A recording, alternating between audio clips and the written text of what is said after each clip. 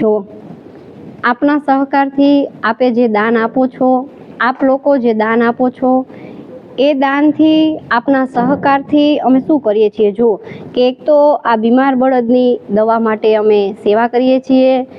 આ મેટ છે એના ઉપર અમે સુવડાવીએ છીએ કે એક તો બીમાર બળદ હોય તેને ઘાવ પડેલો હોય અને જો એમ જ નીચે સૂવે ને તો એને રૂઝાતા બહુ વાર લાગે છે, એ જેથી અમે આ એને મેટ ઉપર સુવડાવીએ છીએ।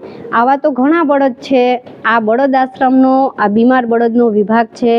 અહીં કે જેનું ઓપરેશન થયેલું હોય કે જેના પગમાં ખરીમાં કોઈ પ્રોબ્લેમ થયેલો હોય, કોઈને કાંઈ ઈજા થયેલી હોય, એવા બળદને આ બળદ આશ્રમના બીમાર બળદના વિભાગમાં રાખવામાં આવે છે।